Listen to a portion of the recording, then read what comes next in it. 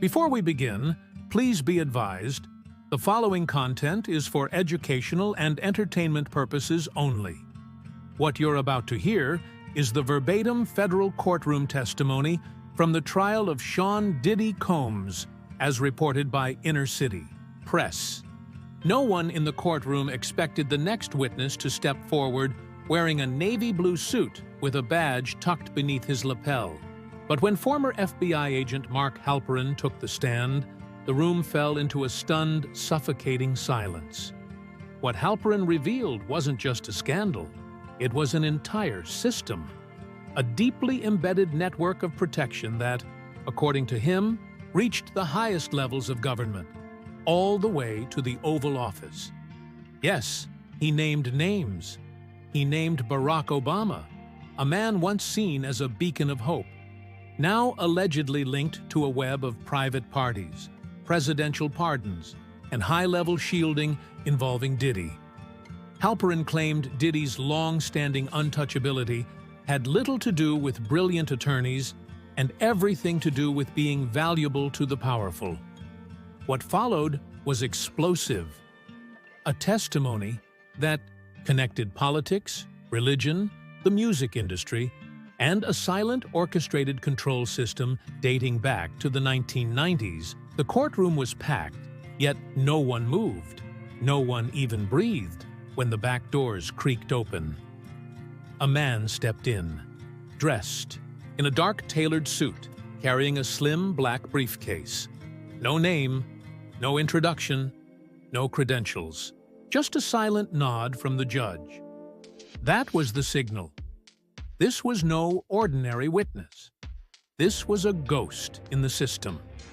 A man who operated far above what any journalist or private investigator could reach. In the courtroom, he was only identified as Special Agent Redacted, a high-ranking federal operative who'd spent decades embedded in the FBI's organized crime and political corruption divisions. And for the first time ever, he was testifying, under oath, about one man, Sean Diddy Combs. The agent sat down, unlocked his briefcase, and placed a black folder on the stand. He didn't glance at Diddy, who sat motionless at the defense table, fingers interlocked. He didn't look at the jury either. He simply spoke. "I've been tracking Mr. Combs and his enterprise for over 2 decades. This is not new. What's new is that we're finally allowed to talk about it." The judge gave a nod to proceed. The agent testified that the FBI had opened initial inquiries into Combs as early as the late 1990s. The red flags were always there, he said. Financial transactions that made no sense. Private events overlapping with known trafficking networks. International ties to criminal shell companies. And every time we got close, the doors would slam shut.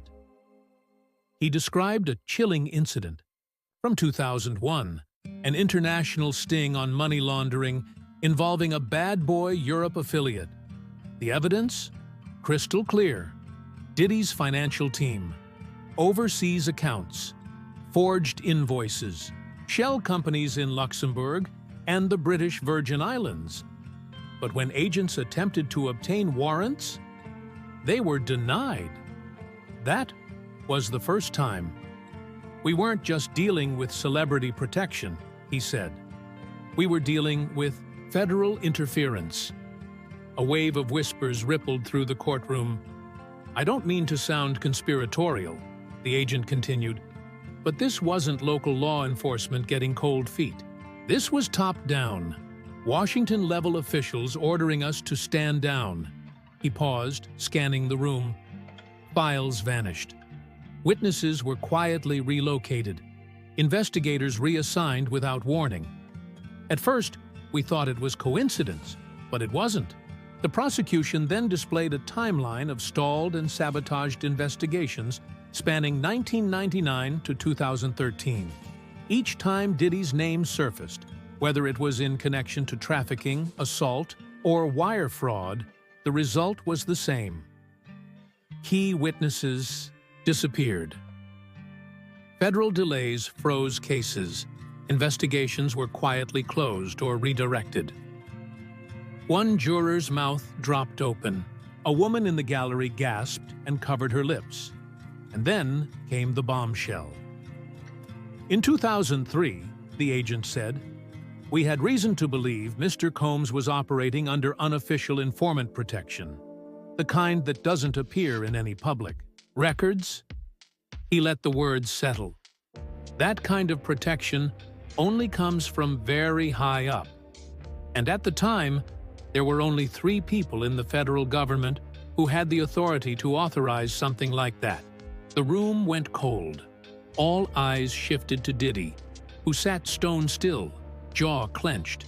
But his eyes said it all. He knew exactly who those 3 people were. Special Agent Redacted leaned into the microphone. This is where the story changes. He said, "Because this isn't just about the crimes committed, it's about who allowed them to continue." He glanced at the judge, who was now fully upright, eyes sharp. And that brings us to Mr. Combs's relationship with political figures at the highest levels, specifically Barack Obama. A hush swept through the courtroom. Even the judge raised his eyebrows, slowly, his gaze tightening. The agent opened the black folder again and carefully held up a series of photographs for the jury to see.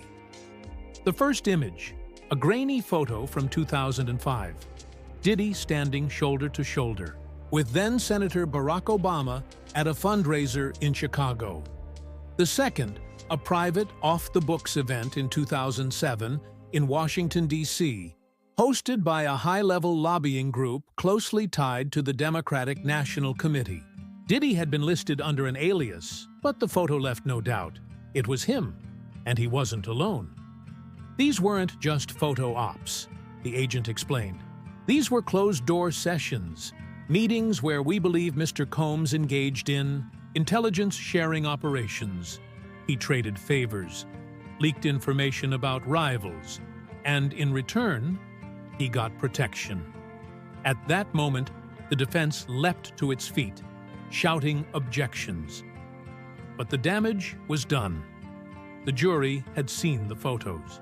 They had heard the words, and somewhere deep in the back of the courtroom, a man stood and quietly walked out, his face pale, his eyes locked on the ground. Objection. The defense attorney was on his feet before the agent could finish his sentence, but the prosecution was ready. Calmly, they handed over a new batch of corroborating exhibits, travel logs, email metadata, and even a redacted internal memo referencing a cultural liaison meeting involving Bo and unnamed high-value entertainment assets. The courtroom held its breath. Special Agent Redacted cleared his throat, his voice firmer now. "Here's what we know," he said. In 2009, shortly after Mr. Obama took office, our bureau submitted a wiretap request. The target? Sean Combs. The purpose? To intercept communications between Mr. Combs and several known narcotics traffickers, individuals suspected of laundering money through bad boy-affiliated production companies. He paused. The room was still. The request was denied. A quiet ripple of shock passed through the room. Denied by who? The prosecutor asked. The agent flipped to the last page in his black folder. A call log. It showed a timestamp from a White House-affiliated legal office. The name was redacted, but the timing matched precisely, down to the minute, when the wiretap request was pulled. The judge quickly interjected, instructing the jury to disregard speculation, but it was too late. The implication had landed, sharp and heavy. This wasn't a theory anymore. This was structure. A man under federal investigation had somehow gained access to the highest halls of government, enough to shut down an FBI operation in real time. Special Agent Redacted remained composed. We are not alleging that President Obama personally intervened to protect Mr. Combs, he said carefully. But we are saying that his administration created a pipeline, a relationship, and that relationship effectively granted Mr. Combs a level of informal immunity that lasted for years. Reporters scribbled frantically. Even the court stenographer hesitated for a moment, as if processing the weight of what had just been said. This wasn't about Diddy getting lucky. This was designed, engineered, enabled by forces more powerful than anyone in the courtroom had anticipated. And that was only the beginning. The jury was leaning in now, hands frozen, eyes fixed, pens forgotten. Special Agent Redacted flipped to the final image in his folder, and the atmosphere shifted from curiosity to palpable dread. It wasn't grainy. It wasn't covert. It was a high-resolution photo taken at a private function in Martha's Vineyard. In the image stood three men: Sean Diddy Combs, former President Barack Obama, Reverend Al Sharpton. There were no press cameras, no staged smiles, no podiums. This wasn't a public appearance. This was something else, something private, strategic, and deeply connected to the silent machinery now being exposed in that courtroom. It wasn't just a photo. It was a window into something darker. This was no public event, the agent said, holding up the image. It was a dimly lit gathering on private property, an estate owned by a tech billionaire with deep ties to both the entertainment industry and defense contracting firms. Murmurs stirred once again. The photo was taken in 2014, he continued. They called it a charity dinner, but we obtained the guest list through court-approved channels. He paused. What we found was staggering.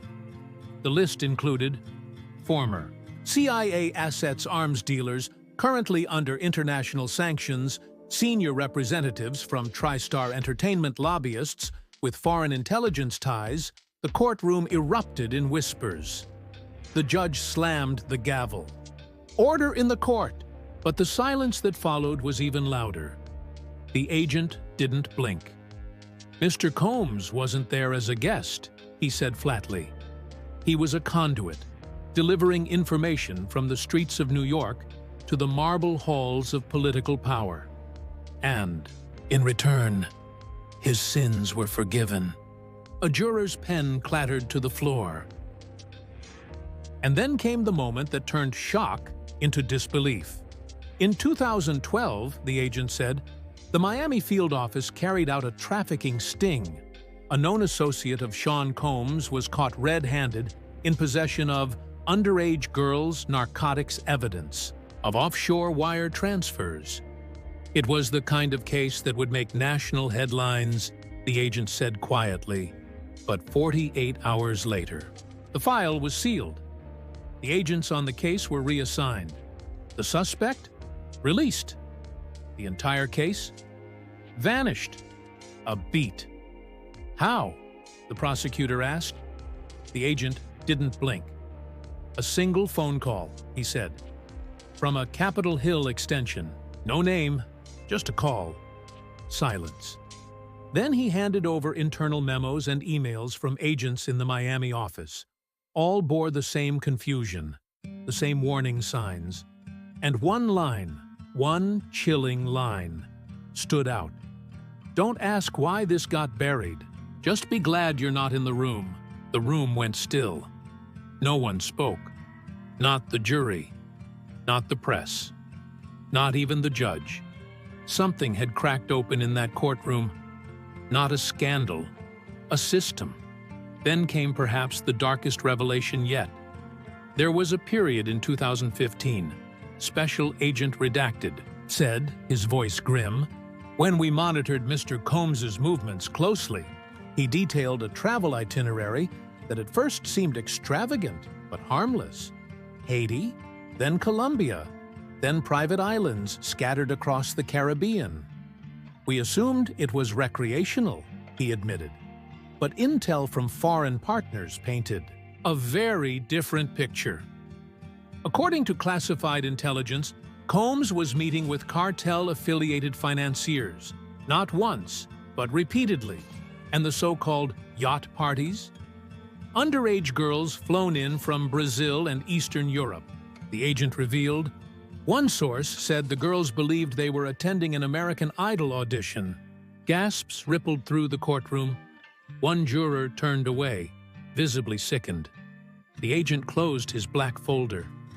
All this time, he said, he wore the mask of a mogul, a philanthropist, a revolutionary. A pause. But behind the curtain, he was running an empire built on fear, blackmail, and immunity, bought with influence. The judge called a recess. People filed out of the room slowly, many in stunned silence. And for the first time since the trial began, Sean Diddy Combs looked like a man who knew the walls were finally closing in. When court reconvened, the atmosphere had shifted. Gone was the media frenzy, the electricity of scandal.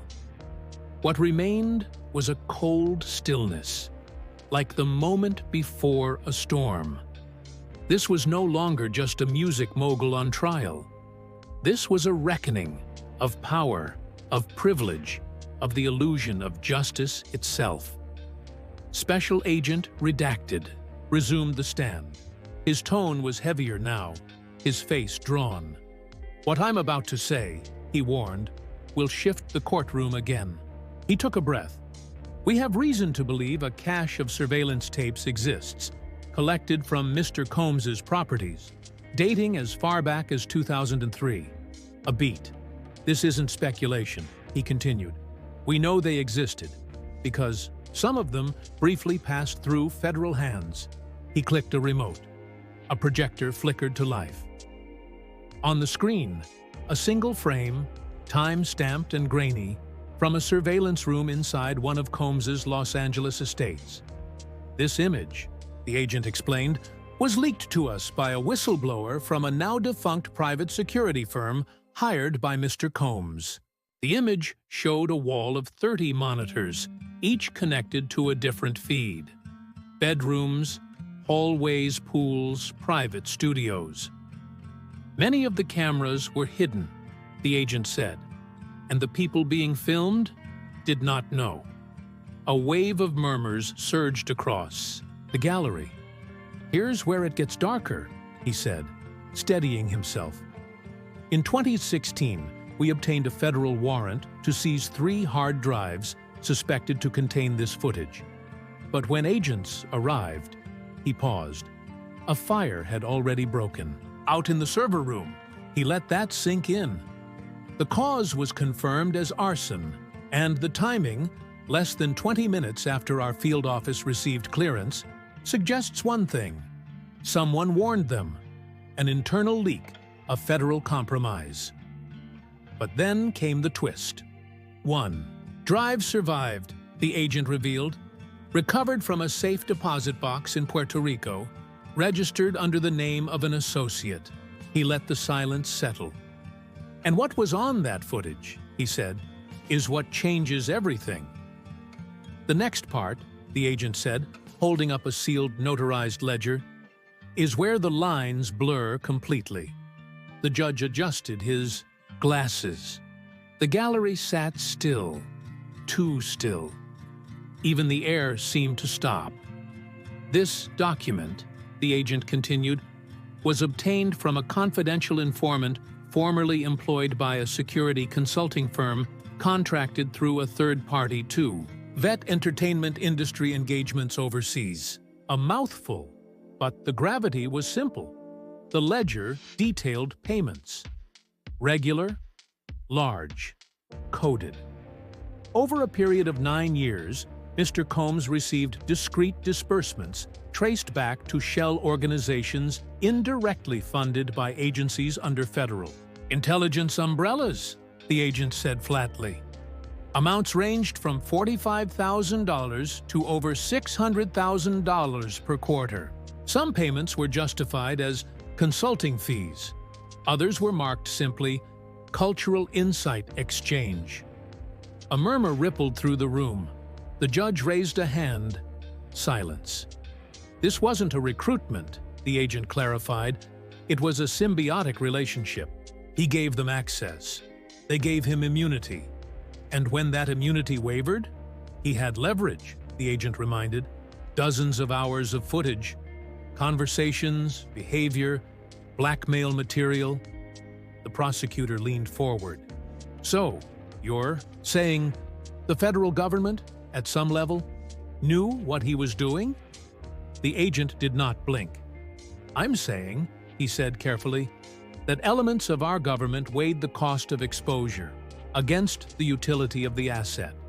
There was no outburst this time, only silence. Not the stunned kind, but the heavy, mourning kind. Like something sacred had been broken. Because this wasn't just about Diddy anymore.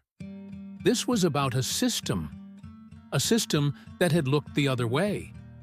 A system that had benefited from corruption, influence, and coercion, so long as it served a purpose. News outlets exploded that night, but insiders in D.C., in Langley, in Malibu, weren't asking if it was true. They were asking, how much of it is still happening? Who else is involved? And how deep does it go? This ledger, Special Agent Redacted said, holding it between two gloved fingers, documents wire transfers from shell companies affiliated with Mr. Combs. He let that hang. These entities include fronts disguised as music production, subsidiaries, event planning firms, some routed through TriStar Entertainment, and others connected to the legal structure behind Britney Spears' conservatorship. That name sent ripples through the gallery, but the next part silenced even the whispers. The recipients, the agent continued, high-level political, consultants, lobbyists, and one individual directly linked to a Caribbean human trafficking case. A case that vanished from the DOJ's docket in 2015 without explanation. The implication was radioactive. Diddy wasn't just a rogue player. He was part of something larger, engineered, protected, funded. A circuit, the agent said plainly, of influence peddling, blackmail, and covert information warfare. The judge looked like he'd aged 10 years in 10 minutes. And then, the agent added grimly, there's this. He pulled a final document from the evidence folder. We have reason to believe that one of Mr. Combs's offshore accounts was used in the acquisition of classified intelligence from a former NSA contractor. That contractor, he added, voice low, is now deceased. The courtroom erupted. Spectators leapt from their seats. Even Diddy's own legal team stared at the bench like they'd seen a ghost. Order! The judge roared, slamming his gavel. But the words barely registered. Special Agent Redacted stepped back, letting the silence absorb the weight of what had just been said. Then he took the stand once more. This began with one simple discovery, he said, voice cutting through the room like a scalpel. Mr. Combs had the president's number. Gasps, audible, sharp, everywhere. In 2014, the agent went on, amid the fallout of an industry scandal involving underage girls and foreign dignitaries at a private event, our task force attempted to intercept Mr. Combs as he re-entered the country from St. Barthélemy. The screen behind him flickered to life, displaying a Department of Homeland Security alert. A customs red flag was issued. His jet was to be searched upon, landing in Miami. He paused. The alert was active for exactly 37 minutes before it was rescinded. Rescinded by whom? The prosecutor asked, barely above a whisper. A 41-second phone call to DHS, the agent replied, traced back to a secure switchboard, used exclusively by White House counsel. And then, within 48 hours, Mr. Combs made a $500,000 donation to a political action committee closely aligned with the Obama re-election campaign. No one spoke. Not the judge, not the jury, not even the bailiff. It was as if the entire room had stopped breathing. "I am not here," the agent said carefully, "to accuse the former president of criminal conspiracy. But I am here to show you that Mr. Combs had access. The kind of access no ordinary citizen, even a billionaire, should have. And he used it to silence victims, shield himself from justice, and neutralize investigations." The realization hung in the air like toxic smoke. This trial wasn't about a music mogul anymore. It was about a system, a machine, a pipeline of power that led all the way to the highest offices in the land. And somewhere, deep beneath the headlines and handshakes, something had rotted. When Agent Redacted returned to the stand for the 7th time, the courtroom no longer felt like a courtroom. It felt like ground zero. By now, journalists had coined a name for what was unfolding. The Blacklist Trial. And what the agent carried this time made even the judge sit back. A fireproof briefcase was handed to the bench under federal marshal escort. Inside it, a 94-page classified dossier the FBI had codenamed Project Ghost Room. "This," the agent said, holding the document, "is Mr. Combs's insurance policy." The jury leaned in. No one moved. The Ghost Room dossier had first surfaced in 2022, during a raid on a storage facility in Newark, New Jersey. Behind a false front company, in a climate-controlled vault, agents uncovered dozens of encrypted hard drives, hundreds of Polaroid photographs, and most damning of all, a folder labeled BL Priority Protected Archive. Inside it, handwritten notes, flight manifests, edited surveillance stills, and transcribed conversations from hidden microphones, many allegedly installed in VIP lounges and nightclubs Diddy had frequented between 2004 and 2019. Then came the names. Among those indexed, Agent Redacted said, were executives from Interscope, Rock Nation, Live Nation, and 2 former White House aides.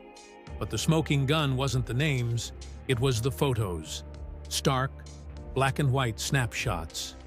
Each one tagged with timestamps, initials, and keywords like leverage, hus verify, use. The purpose of this archive, the BTT agent continued, was not entertainment. It was blackmail. Whenever a new artist refused to sign or a political favor was needed, Mr. Combs would hint at footage, not explicitly, just enough to plant doubt. And those people, the agent said, almost always backed down. He cited one specific case. In 2017, a rising pop star declined to perform at a Diddy event. Within days, headlines about a mental breakdown surfaced in tabloids. Weeks later, she signed with a label distributed through Diddy's pipeline. Courtroom was frozen, but then, the line that punched the air from the room, a handwritten entry. BO plus RS, all handled. Payoff confirmed. Donation received. Murmurs. Confusion. Then recognition. The initials, widely believed to represent Barack Obama, and a notable recording studio executive, sent a chill through the room. No direct footage of the president was included, but the implication was clear. Donations, influence, favors. All part of a system that looked mutually beneficial. These are not allegations, Agent Redacted said, voice flat. These are documented entries in a federally seized intelligence. Philo. The judge didn't blink. The jury didn't breathe. This trial had started as a criminal case, but now it was exposing something more sinister. a cultural empire built on secrets, a network of control masquerading as music, fame, and politics. A shadow system where power didn't need to shout. It only had to imply. These weren't parties. These were operations. One night, one tape, one favor at a time, he built a shadow empire. As the trial entered day 8, the atmosphere in the courtroom shifted. No more whispers, no more shocked gasps, only silence. The kind that comes when truth stops being surprising and starts becoming unbearable. Agent Redacted took the stand once more. This time, he wasn't holding a dossier or surveillance footage. He held a manila, folder stamped confidential, witness files. Declined. These were not names the world knew, not celebrities, not CEOs, just people, the forgotten ones. There are at least 26 individuals, he said, who came forward during the early stages of the investigation, but they declined to testify in open court. The reasons? Threats, NDAs, and a fear so deep, some hadn't spoken in years. He began to read. Excerpt 1, a former choreographer, part of Diddy's inner circle from 2005 to 2012. She claimed she was drugged at an after-party and woke up hours later, bruised, confused, and alone. When she tried to report it, her agency dropped her within a week. Excerpt 2, a 19-year-old male model flown to Miami for what he was told was a fashion campaign. What he walked into, the affidavit read, was something out of Eyes Wide Shut. Cameras everywhere. No phones. No talking, unless spoken to. A handler shadowed him. It wasn't a shoot. It was a ritual. But then came the statement that cracked the courtroom open. Witness ID.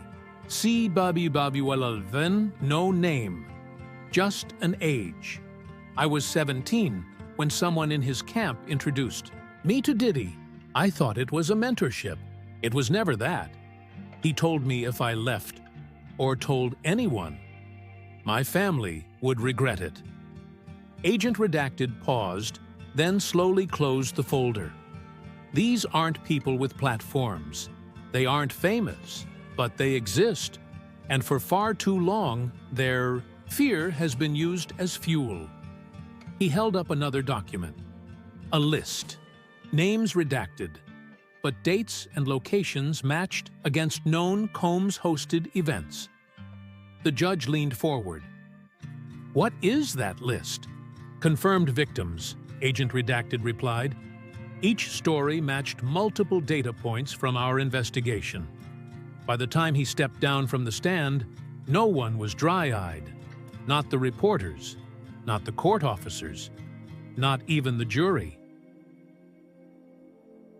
On the final day of his testimony, court security doubled. Not because of a bomb threat, not because of protesters, because everyone in that room knew what was coming next was going to change everything. We've saved the final piece of evidence for today, Agent Redacted said, unfolding a sealed document with surgical calm. The courtroom stiffened. Inside, a transcript. Intercepted in 2015. A phone call between Mr. Combs and an unnamed figure tied to a major lobbying firm in Washington, D.C. The call has been verified, the agent continued. Multiple analysts. Voice recognition confirmed. There is no doubt who was speaking. He began to read. Diddy's voice. Keep it off the radar. But I did my part. I brought in the dollars. I brought in the artists. We flipped 5 precincts blue last cycle. If I go down, some of y'all are coming with me. The silence that followed was not disbelief. It was shock finally catching up with the room. That voice belonged to Mr. Combs, the agent confirmed. And what he was referencing wasn't music, wasn't parties. It was election strategy, campaign donations, voter mobilization, and possible tampering, disguised under the glow of celebrity influence. One juror whispered audibly, "Jesus Christ." The agent continued, "Diddy wasn't just buying silence. He was buying relevance, and the currency was your vote." Then he stepped down. The judge recessed court without a word. The gavel hit wood, but it might as well have been a coffin closing. What began as a celebrity scandal had just crossed a threshold into what would be remembered as the darkest chapter of political memory in modern America. Behind every star-studded party, every red carpet flashbulb, and every chance White House visit lay a pipeline of power, coercion, and complicity. And now it was unraveling. The only question left: how many more names were buried in that blacklist file, and who exactly was protecting them?